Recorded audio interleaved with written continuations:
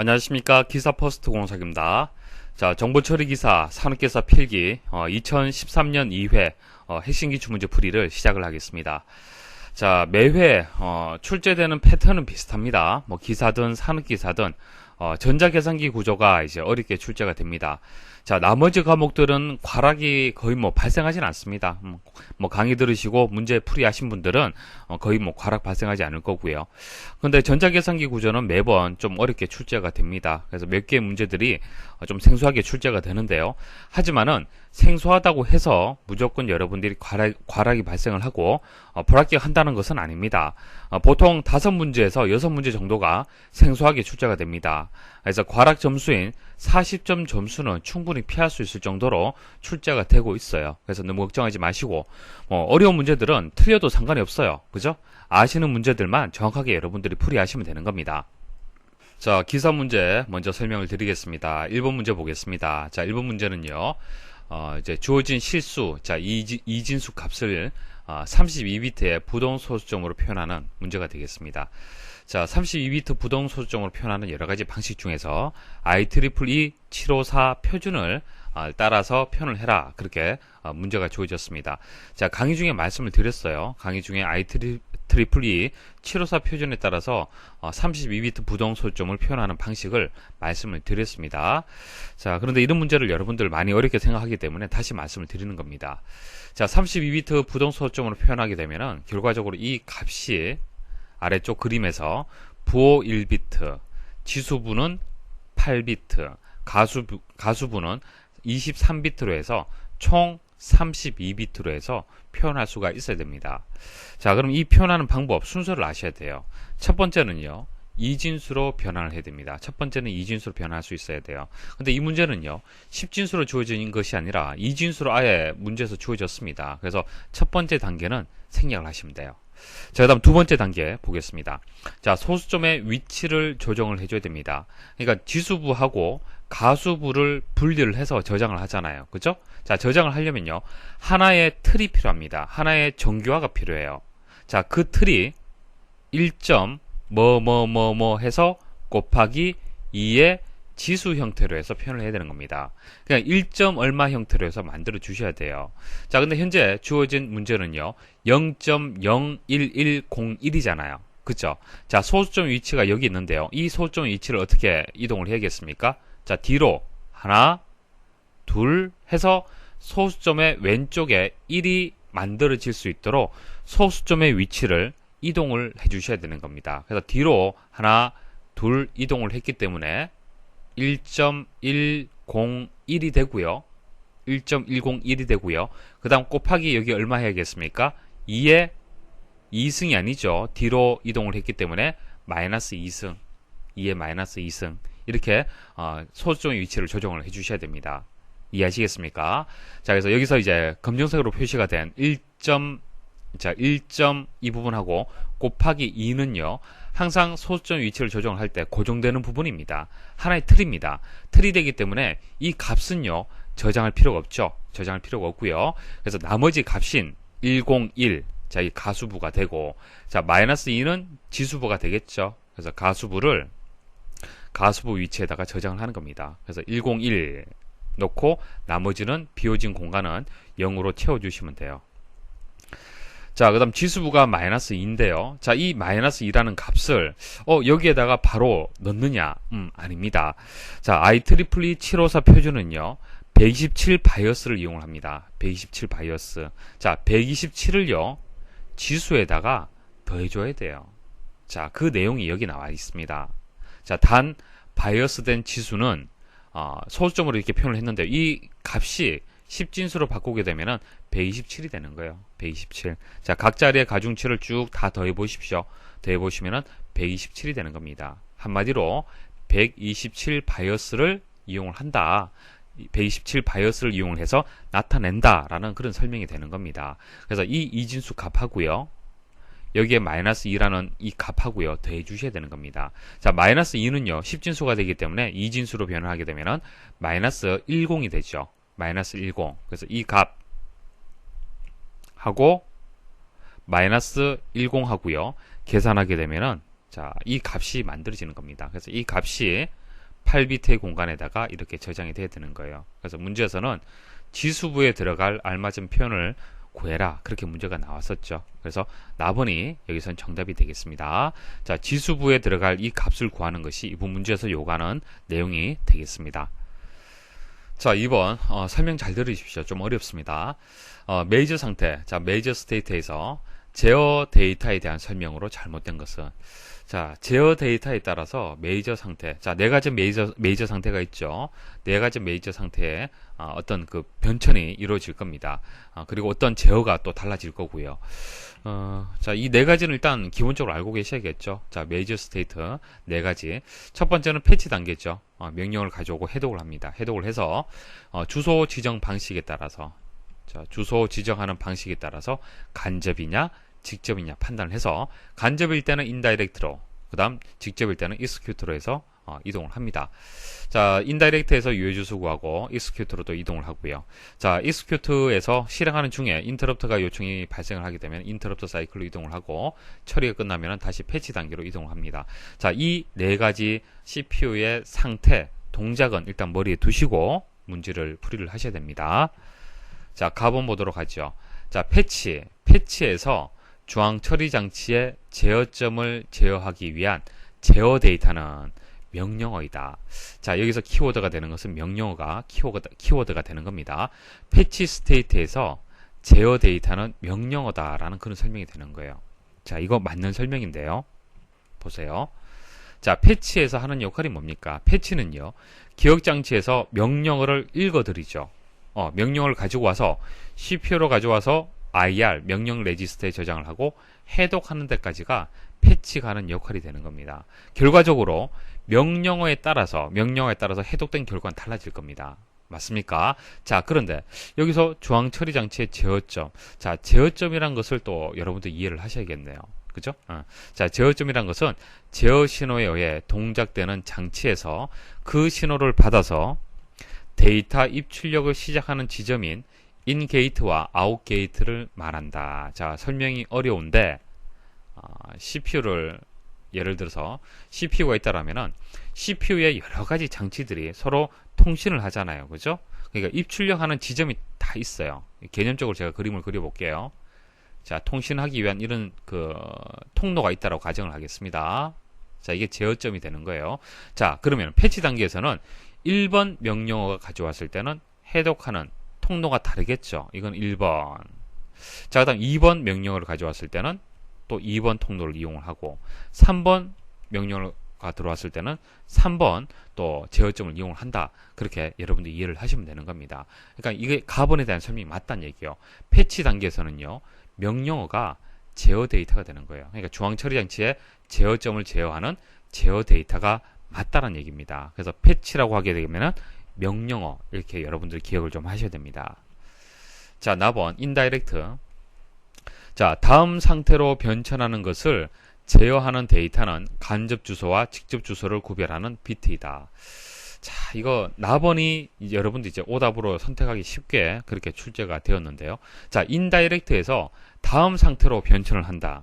자, 인다이렉트로 다음 상태로 변천한다. 자, 이쪽으로 익스큐트로 해서 변천할 수가 있겠죠. 그죠? 자, 그런데 여러분들이 단순히 생각하면요, 간접 주소하고 직접 주소를 구별해서 변천을 하는 경우에는 어떤 경우입니까? 패치 단계에서 하는 거잖아요. 그렇죠? 맞습니까?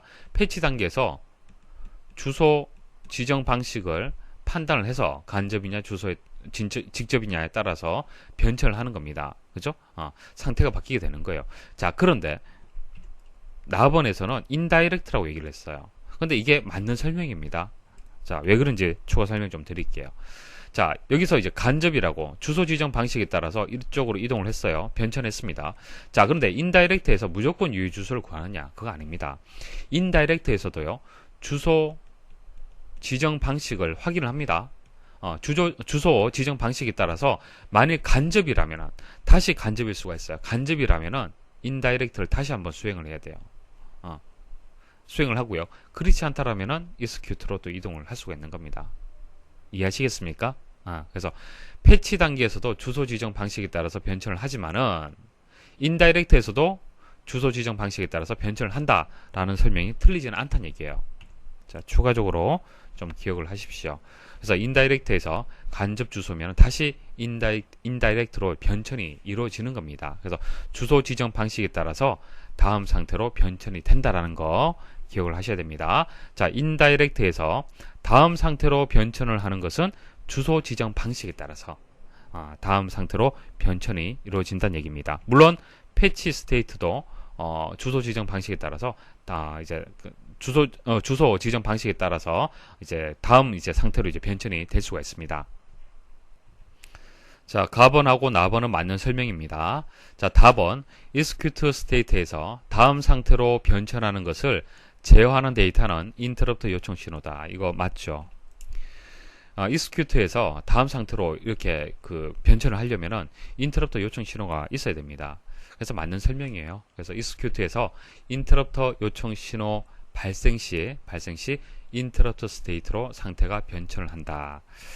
그래서 다번도 맞는 설명이고요. 라번이 잘못되었습니다. 라번 보시면은 interrupt state에서 제어 데이터에 의하여 패치 스테이트로 변한다. 자, 패치 스테이트로 변하는 것은 맞는데 제어 데이터에 의해서 변한다. 그렇게 나왔는데요. 아닙니다. 자, 인터럽터 스테이트에서 마치게 되면은 인터럽터가 끝나게 되면요. 데이터가 필요 없어요. 제어 데이터 없이 항상 패치 스테이트로 상태가 변천이 되는 겁니다. 그런데 문제에서는 제어 데이터에 의해서 패치 스테이트로 변한다라고 설명을 했기 때문에 여기서는 라번이 정답이 되겠습니다. 자, 정리를 하십시오. 패치 단계에서는 명령어에 따라서 중앙 처리 장치에 제어점을 제어를 한다. 그렇게 기억을 하시고요.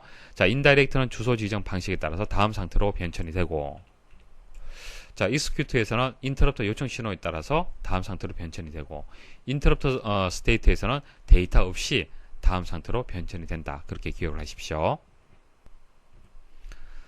3번 시스크와 리스크에 대한 비교 설명으로 옳지 않은 것은, 자, 기본 개념을 일단 여러분들 구분할 수가 있어야 됩니다. 뭐 강의 중에 말씀을 드렸는데, 자, 시스크가 있고 리스크가 있습니다. 자, 하나만 정확하게 기억하시면요, 나머지 하나는 반대의 의미를 가지고 있습니다. 자, 시스크에서 C가 컴플렉스, 그러니까 복합적이다라는 그런 의미를 가지고 있습니다. 자, 복합적이다. 한마디로 복잡하다는 뜻이죠. 자, 복잡하고 세밀한 조작이 가능한 것이 시스크가 되는 거예요.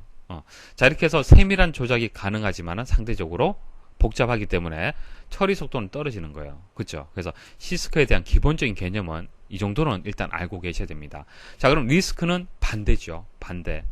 제어 기능이 단순화되고요. 하드웨어 설계가 간단하고요. 처리 속도는 그래도 빠르다는 얘기예요. 단순하게 된 빠르다는 얘기입니다. 반대잖아요. 그렇죠? 일단 기본 개념은 구분할 수가 있어야 됩니다. 자, 그리고 시스크는요, 컴퓨터의 전반적인 성능 향상을 위해 독특한 형태로 다기능을 지원하는 메모리와 레지스터를 대상으로 한다는 거, 이거 하나 기억을 하십시오. 그러니까 메모리하고 레지스터, 자, 다기능을 지원하기 위해서 메모리하고 레지스터가 그 대상이 된다는 거, 처리하기 위한 대상이 된다는 거, 자, 하나 기억을 하시고, 그 다음 리스크는요, 거의 모든 명령어가 레지스터를 대상으로 하며 메모리의 접근을 최소로 한다. 자, 메모리 접근을 최소로 하는 이유가 속도라든지 여러 가지 이유 때문에 그렇죠. 아무래도 메모리 접근이 최소로 된다라면은 그만큼 속도는 빨라질 겁니다. 자, 이렇게 해서 이제 두 개의 차이점을 일단 알고 계시면은 문제 풀이가 쉽습니다. 가번, 시스크. 자, 명령어와 주소 지정 방식을 보다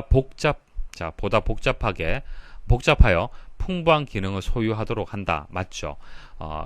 리스크는 아주 간단한 명령어들만 가지고 매우 빠르게 동작하도록 한다. 자, 이게 기본 개념이잖아요. 나번, 시스크, 거의 모든 명령어가 레지스터를 대상으로 하며 메모리 접근을 최소로 한다. 이거 리스크에 대한 설명이죠. 잘못되었네요. 자, 리스크, 처리 속도를 증가시키기 위하여 독특한 형태로 다기능을 지원하는 메모리와 레지스터를 대상으로 한다. 이거 반대로 좀 설명을 했네요. 정답은 이제 나번이 되겠습니다. 자, 나머지 한번 보겠습니다. 자, 시스크, 명령어의 수가 수백 개에서 많게는 1500여 개, 매우 다양하다. 자, 리스크는 명령어의 수가 시스크에 비해 약 30% 정도며 명령어 형식도 최소한 줄였다. 뭐 기본 개념이고요. 자, 시스크, 데이터 경로가 메모리로부터 레지스터, ALU, 버스로 연결되는 등 다양하다. 다양하다. 다기능을 지원하기 위해서 다양한 이제 그 경로로 다양한 방식으로 해서 그 대상을 가진다. 그렇게 설명을 드렸습니다. 자, 리스크.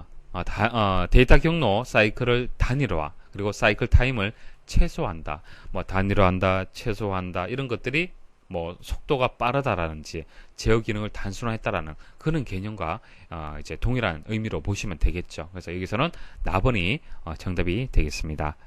4번 입력 태스크를 일련의 서브 태스크로 나누어 각 서브 태스크는 특별한 하드웨어를 통해 동시에 동작할 수 있도록 하여 현재 디지털 컴퓨터의 처리 능력을 크게 향상시키는 데 기여한 기법은, 자, 여기서는 이제 키워드가 되는 것이 서브 태스크로 이제 나누어서 각각을 동시에 이제 동작할 수 있도록 한다. 그래서 효율성을 높인다. 그런 이제 내용이 키워드가 되는 겁니다. 자, 파이프라인에 대한 설명이 되는데요. 강의 중에 말씀드렸다시피 파이프라인은요, 여러 개의 명령을 동시에 병렬 처리하는 장치로 분업파이 원리를 이용하여 시간적 병렬 처리를 하는 겁니다. 그러니까 여기 인출, 해독, 인출, 실행 이렇게 되잖아요. 그죠? 자, 이게 서브죠, 서브. 순차적으로 하나의 명령을 인출하고 그 다음에 해독하고 오퍼랜드 인출, 명령 실행 이렇게 하는 것이 아니라 이렇게 서브, 4개의 서브를 만들어서 이것을 동시에 실행을 하는 겁니다. 그래서 효율성을 높이는 그런 방식이 되는 것이죠. 그래서 이 문제에 대해 설명이 조금 설명을 달리했다 하더라도 그 의미가 동일한 겁니다. 그래서 가번이 정답이 되겠습니다. 5번 다음 내용은 로드 기능을 수행하는 마이크로 오퍼레이션이다. 자, 여기 나와 있는 것이 로드 명령어를 수행하는 마이크로 오퍼레이션이 되겠습니다. 자, 이 가운데 어떤 명령어든지 수행되기 위해서는 반드시 거쳐야 하는 단계끼리 나열한 것은, 자, 이게 로드 기능을 이제 나타내는 마이크로 오퍼레이션인데요. 자, 여기서 다른 명령어, 로드가 아닌 다른 명령어가 들어와도 반드시 필요한 마이크로 오퍼레이션이 있습니다. 그것을 찾아라. 문제에서 나왔습니다. 자, 그래서 1번 하고요, 2번 하고 3번 하고 6번은 필요합니다. 자, 왜 그런지 설명을 드릴게요. 자, 일단 다른 명령어가 들어왔을 때 필수적으로 수행을 해야 되는 마이크로 오퍼레이션 어떤 것이 있겠습니까? 일단 실행될 명령어를 명령 레지스터, 그러니까 IR로 일단 이동을 시켜줘야겠죠. 자, 그 다음 명령어를 해독해야겠죠. 디코딩 해야 됩니다. 그 다음 이제 실행을 하고요. 그리고 다음에 실행할 명령어의 번지를 저장하는 그런 단계가 필요한 겁니다. 그래서 이것을 일단 머리에 두셔야 돼요. 머리에 두시고 이 비슷한 것을 여기서 찾아내셔야 되는 겁니다. 자, 첫 번째 단계 한번 보겠습니다. 첫 번째 단계는 뭐죠? 자, PC의 값을 MAR로 이동을 하는 겁니다. 자, 다음에 수행할 명령어의 번지가 PC에 저장이 되어 있고 메모리에 접근하기 위해서 MAR로 이동을 시켜주고요. 그 다음 리드 읽어드리는 겁니다. 그래서 다음에 실행할 명령어의 번지를 MAR로 전송을 하는 단계. 이 1단계 필요하겠죠? 그 다음 2단계는요. MBR은 MAR 이 값을 이용을 해서 접근한 그 값을 저장한 이제 값이 되는 겁니다. 저장한 이제 레지스터가 되는 거죠. 이 값을 IR에 저장을 하고요. PC의 값을 증가시킵니다. 여기서 4라는 숫자는 신경 쓰실 필요 없습니다. 명령어의 크기만큼 이제 증가를 시킨다. 그런 뜻으로 보시면 되고, 여기서 생략된 것은 MBR이 갑자기 나왔습니다. 그죠? 자, MBR이 나오기 전 일단 MAR을 이용을 해서 메모리에 접근을 해야겠죠. 메모리에 접근을 하고, 그리고 이것을 MBR에 전송을 하는 단계가 여기서 생략이 되었네요. 그 다음 이제 MBR에 있는 값을 IR로 이렇게 이동을 해줘야겠죠. 그래서 뭐 결과적으로 2단계도 필요하다는 얘기예요. 그래서 MBR에 저장된 명령어를 IR에 전송하는 단계 필요하고요. 그 다음 이제 IR에 이제 그 명령어가 저장이 되어 있기 때문에 이제 디코딩 할 수가 있겠네요. 이제 해독을 할 수 있습니다. 해독을 하고요. 그리고 6번째 단계가 여러분이 좀 혼란 느낄 수가 있는데, 다음에 수행할 명령어의 주소를 PC에다가 저장을 해주는 겁니다. 그러니까 다음에 실행할 명령어의 번지를 한 번 더 저장을 해주는 거예요. 그 값이 순차적으로 플러스가 되어서 그 다음에 명령어가 있을 수도 있지만은 다른 곳에 처리할 명령어가 있을 수도 있잖아요. 그죠? 그래서 다음에 수행할 명령어의 주소를 PC에다가 이렇게 저장을 해줍니다. 그래서 PC에 다음에 수행할 명령어의 주소를 전송하는 단계까지 6단계까지가 다 포함이 되어 있어야 됩니다. 그래서 1번, 2번, 3번, 6번. 자, 이게 포함이 되어 있어야 되고요. 그래서 가번이 정답이 되겠습니다. 6번 다음 중 오버플로가 생기는 경우는, 자, 단 최상위 비트는 보호 비트다. 자, 첫 번째 비트는 이제 다 부호가 되는 겁니다. 0으로 되어 있을 때는 이제 양수가 되고요. 1일 때는 이제 음수가 되는 것이죠. 그래서 가번, 나번, 라번은 양수의 값을 이제 덧셈을 하는 그런 이제 보기가 되는 거고, 다번 같은 경우에는 음수 값을 더하는 이제 그런 보기가 되겠습니다. 일단 오버플로가 발생한다는 것은요, 어떤 비트의 크기 이상으로 해서 데이터가 이제 벗어나는 경우, 그 값의 범위를 벗어나는 경우는 오버플로가 발생을 했다라고 볼 수가 있는 겁니다. 예를 들어서 5비트짜리를 여기 보면은 보비트를 빼고 5비트잖아요. 그죠? 5비트짜리 5비트짜리를 더했을 때는 결과도 5비트 내에 저장할 수 있도록 되어 있어야 됩니다. 그렇지 않으면은 이제 이것을 벗어난다라면은 그것은 오버플로가 발생을 했다라고 볼 수가 있는 겁니다. 그래서 오버플로가 발생을 이제 하는 경우를 이제 찾아야 되는데, 여기 이진수로 되어 있는데요. 이진수를 연산을 해서 오버플로가 발생을 했다 안 했다 판단하려면 조금 어려울 수 있습니다. 그래서 우리가 계산이 편한 10진수로 이제 변환을 해서 그때 이제 덧셈을 해서 이제 오버플로가 발생을 하는지 안 하는지 한번 판단하는 그런 방법을 한번 이용을 해보겠습니다. 자, 일단은요, 생각하셔야 될 게, 음수를 표현하는 방법이 분명히 이제 음수를 계산하는 이제 보기가 있잖아요. 그죠? 그럼 이 음수를 계산하는 방식이 부호와 절대치 방식이겠습니까? 1의 보수겠습니까? 2의 보수겠습니까? 문제에서는 없잖아요. 조건에. 그죠? 알 수가 없는데, 일단 2의 보수라고 가정을 하고 문제 풀이를 하십시오. 왜? 자, 2의 보수가 가장 많이 이용이 되기 때문에 그래요. 그죠? 그래서 여기 나와 있는 이 숫자를 10진수로 이제 변환을 하는데, 10진수로 변환하려면은 부호와 절대치인지 1의 보수인지 2의 보수인지 알아야만 10진수로 변환할 수 있잖아요. 그죠? 그래서 2진수라면은 1의 보수로 변환하고 부호와 절대치로 변환하고 그 다음 이것을 10진수로 변환을 하시면 되는 겁니다. 그래서 이제 오버플로가 발생을 하는지 안 하는지 이제 판단하기 위해서 일단 음수는 2의 보수라고 가정을 하고요. 그 다음 여기 실제 비트 수는 이제 6개의 비트가 되지만은 수를 표현하는 범위는 어떻게 되겠습니까? 수의 범위는 어떻게 될까요? 강의 중에 말씀을 드렸죠. 부호와 절대치하고 1의 보수는요, 0이 플러스 0도 있고 마이너스 0이 있기 때문에 8비트라면은 마이너스 2의 7승 플러스 1에서 2의 7승 빼기 1까지고, 2의 보수는 플러스 0 하나밖에 없기 때문에 부호와 절대치와 1의 보수 방식보다도 수를 하나 더 표현할 수가 있습니다. 그래서 마이너스 2의 7승에서 2의 7승 마이너스 1까지 표현할 수 있다, 그렇게 말씀을 드렸습니다. 그래서 8비트일 때는 2의 7승이 되는 거예요. 자, 그럼 이 문제에서는 6개의 비트잖아요. 총 비트의 수가 부호까지 포함을 해서 6개 비트라면은 부호와 절대치와 1의 보수는 마이너스 2의 5승 플러스 1이 되고 2의 5승 마이너스 1이 되고요. 2의 보수 같은 경우는 마이너스 2의 5승 2의 5승 마이너스 1이 되는 겁니다. 계산을 하게 되면은 마이너스 32에서 31까지가 자, 이 문제에서의 값의 범위가 되는 겁니다. 이해하시겠습니까? 자, 이 수의 범위를 여러분도 무작정 암기하려고 하지 마시고 한번 생각을 해보시면 쉽게 구할 수가 있어요. 자, 6개의 비트라면은, 자, 6개 비트잖아요. 첫 번째 비트는 부호 비트이기 때문에 실제 수의 범위를 계산할 때는 자, 이 5자리만 생각하시면 되는 거예요. 5자리. 그래서 마이너스 영역이 있을 거리, 마이너스 영역이 있고 이제 플러스 영역이 있잖아요. 그래서 마이너스 영역에 2의 5승 주시면 되고, 자, 플러스 영역도 2의 5승 이렇게 주시면 되는데, 여기 마이너스 1이 이렇게 붙는 이유는 중간에 0이 하나 있잖아요. 그죠? 그래서 2의 보수는 0이 하나가 있고 1의 보수하고 부호와 절대치는 0이 두 개가 있기 때문에 여기 마이너스 1이 붙고 여기 또 플러스 1이 붙는 거예요. 음수에서 플러스 1이 붙으면은 그 수의 범위가 줄어드는 것이죠. 이해하시겠습니까? 그래서 여기서는 마이너스 31에서 31까지 값의 범위가 되는 것이고, 2의 보수에서는 마이너스 32에서 31까지가 되는 겁니다. 자, 이해하시겠죠? 자, 그래서 여기서 이제 값의 범위가 이제 우리가 10진수로 구했습니다. 그러면 각각을 10진수로 변환해서 한번 연산을 해서 이 수의 범위 내에 있는지 없는지 판단하시면 쉽게 구할 수가 있습니다. 자, 값원을 2진수를 10진수로 변환하게 되면요. 자, 여기 제가 풀이를 미리 만들어 두었습니다. 17이 되고요. 7이 됩니다. 그래서 21이 돼요. 21은 수의 범위 내에 있죠. 이건 오버플로가 발생하지 않습니다. 자, 나번은 18이 되고 이거 15가 됩니다. 이거 33이에요. 33은 수의 범위를 벗어나네요. 이게 정답이 되겠네요. 자, 답은 좀 어렵겠네요. 자, 2의 보수라고 말씀을 드렸습니다. 자, 2의 보수를 1의 보수, 그 다음 부와 절대치, 그 다음 10진수로 변환해 주셔야 되는 겁니다.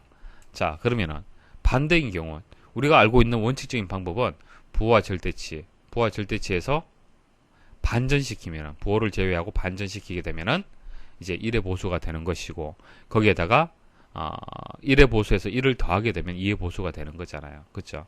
자, 그럼 반대로 2의 보수에서 1의 보수로 바꾸려면은 마이너스 1을 하면 되고, 1의 보수에서 부와 절대치는 반전을 하는 거기 때문에 그대로 또 반전을 시키면 되는 거예요. 자, 그래서 이것을 계산하게 되면 마이너스 14가 나오는데, 자, 이거 한번 계산해 보겠습니다. 하나만 계산을 해보죠. 부호는 고정하고요. 자, 이게 2의 보수잖아요. 자, 이것을 1의 보수로 바꾸려면 마이너스 1을 해야 됩니다. 왜?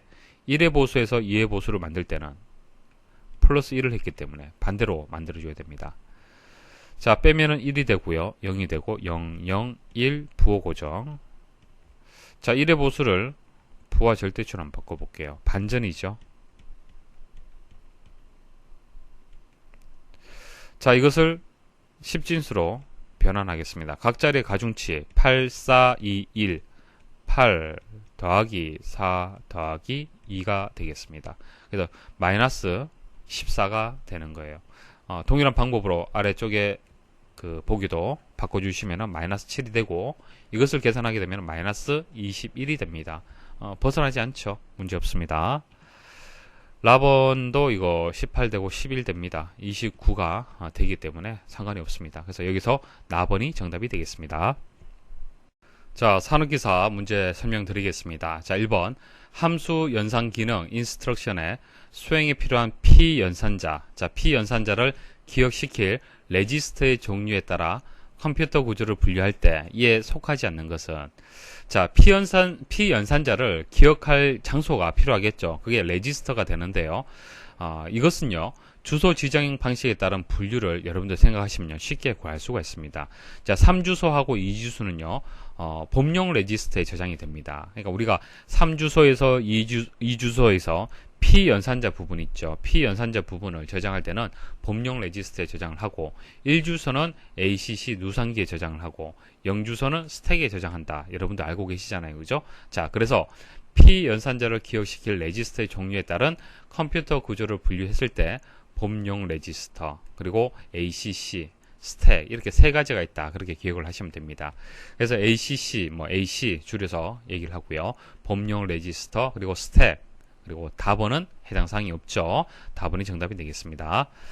자, 2번 RS 플립플롭을 JK 플립플롭으로 바꾸어 사용하려고 할 때 필요한 게이트는, 자, 이거 회로도인데 회로도 하나 기억을 해 두십시오. 복잡하게 생각하실 필요 없고, 자, JK 플립플롭은요, RS에서 불어 조건을 해결한 것이 JK잖아요. 그죠? 그래서 RS를 가지고 JK를 만들 수가 있습니다. JK를 만들 때 여기 AND 게이트가 두 개가 추가로 필요합니다. 이게 회로도인데 여러분들 기억하시면 됩니다. 나번이 되겠습니다.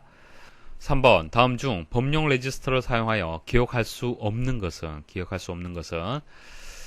자, 범용 레지스터란 것은 그 연산 결과를 받을 수도 있으며 연산에 사용되어질 수도 있는 레지스터를 얘기를 하는 겁니다. 그러니까 필요에 따라서 자유롭게 사용이 가능한 레지스터를 이제 범용 레지스터, 그렇게 얘기를 하는데, 문제를 읽어보시면요, 연산할 데이터, 연산된 결과, 주기억장치에서 보내온 데이터, 자, 이런 결과, 데이터들은 범용 레지스터에 사용할 수 있습니다. 근데 실행될 명령어라는 것은 특수한 레지스터에 저장이 됐죠. IR이라는, 그죠?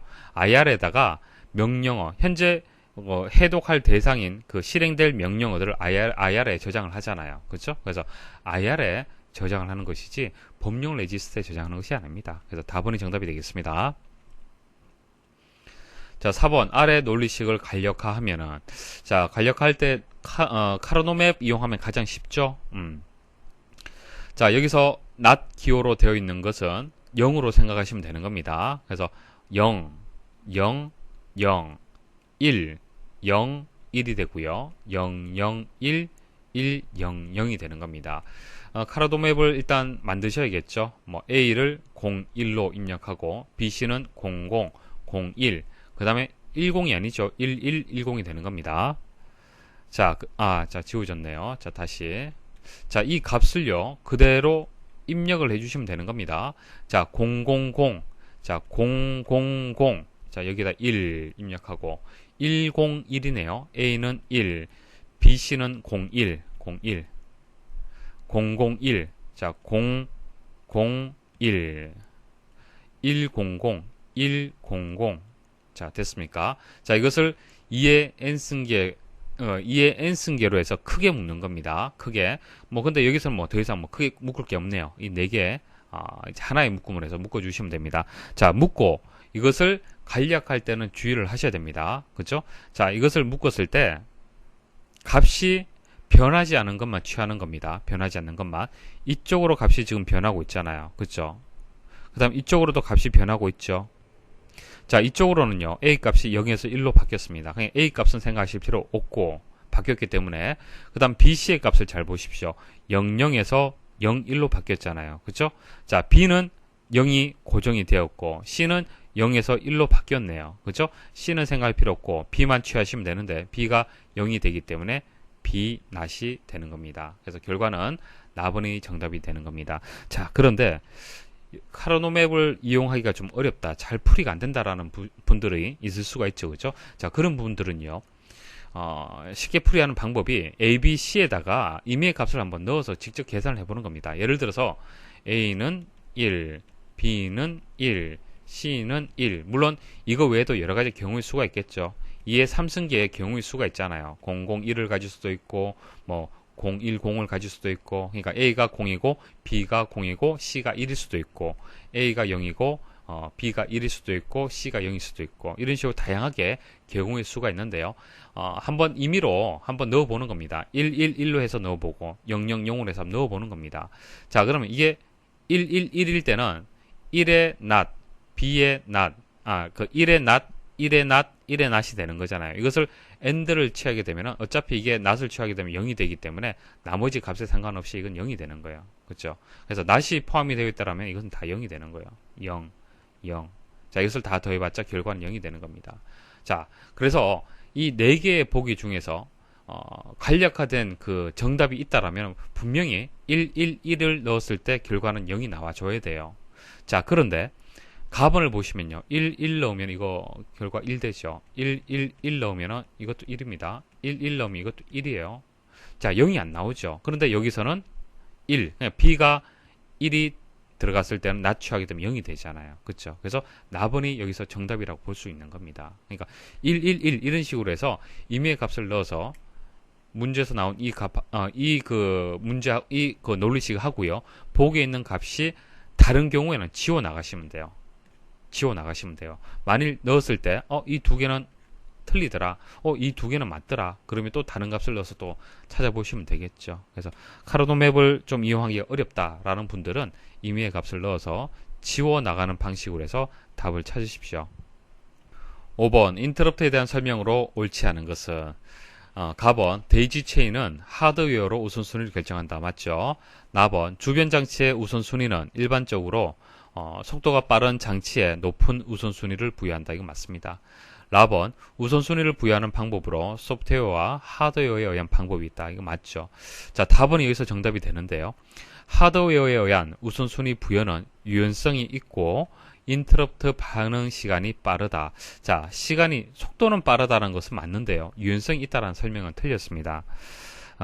이것은 뭐 인터럽트 뿐만 아니라 컴퓨터에서 하드웨어라는 방식과 소프트웨어라는 방식의 차이점을 두면은 쉽게 판단할 수가 있습니다.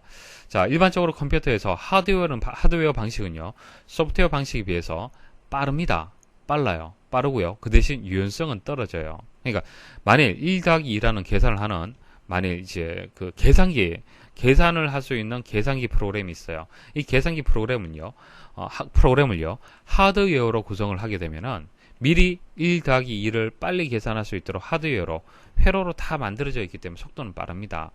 속도는 빨라요. 그런데 유연성은 떨어질 수밖에 없죠. 하드웨어적으로 만들어져 있기 때문에 그 틀을 바꿀 수가 없습니다.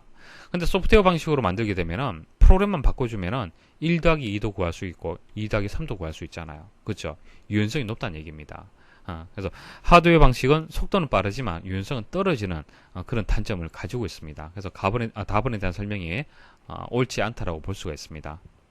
6번 32가지의 서로 다른 동작을 수행하고 자 32가지 동작을 수행할 수 있는 명령어가 있다라고 하면은 그 명령어의 크기는 어떻게 되겠습니까? 자 32라는 값은 2의 몇 승이에요? 2의 5승이잖아요. 그렇죠? 그래서 5개의 비트가 있어야만 32가지의 동작을 수행할 수가 있는 겁니다.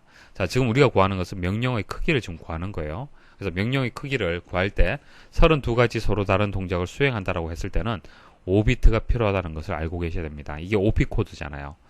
자, 직접 주소 지정 방식과 간접 주소 지정 방식을 선택적으로 사용할 수 있다. 직접이냐, 간접이냐, 뭐 일용으로 값을 부여하면 될 거고요. 한 개의 비트만 있으면 되겠습니다. 이게 모두 비트가 되는 것이죠. 그리고 4개의 레지스터를 가진다라고 얘기했습니다. 4개의 레지스터. 레지스터의 개수가 4개가 되기 때문에 이거는 2의 2승이 되고요. 이제 2비트의 공간이 있어야만 레지스터를 지정을 할 수가 있습니다. 4개 중에 하나를 지정할 수가 있겠죠. 자, 그리고 컴퓨터의 기억장치의 크기가 4K 바이트라고 얘기를 했습니다. 자, 여기서 4K 바이트의 용량, 이것은 기억장치의 용량이에요. 자, 이 전체 용량의 크기가 4K 바이트란 얘기입니다. 자, 이 바이트가 뭐 워드의 사이즈가 주어지지 않았지만은 워드의 사이즈가 바이트라고 보십시오. 바이트라고 보시면은 이 바이트가 몇 개 있다는 얘기입니까? 4K만큼 이게 4K가 된다는 얘기예요. 주소의 개수가 그죠? 4K 4는 2의 2승이 되고 곱하기 K는 2의 10승이 되기 때문에 2의 12승이 되는 겁니다. 주소의 개수가. 그래서 12비트가 필요하겠죠. 이것을 다 더해 주시면은 명령의 크기가 되겠습니다. 그래서 20, 4번이 정답이 되겠습니다.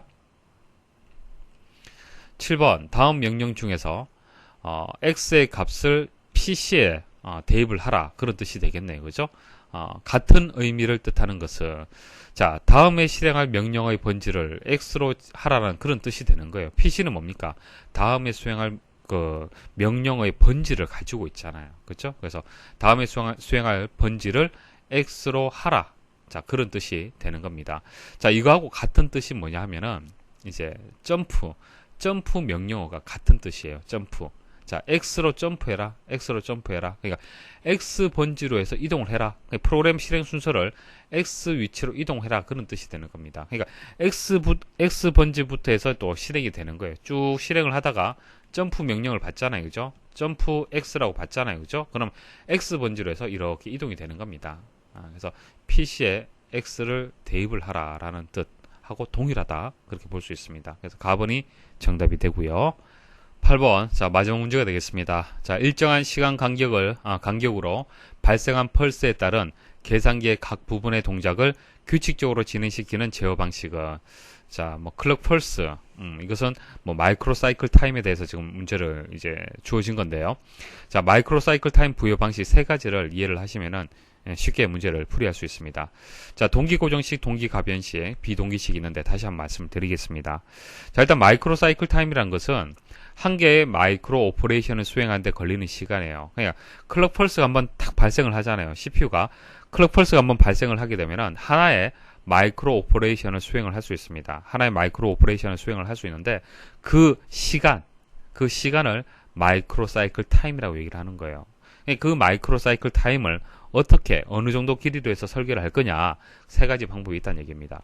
첫 번째는 동기 고정식이 있죠. 동기 고정식.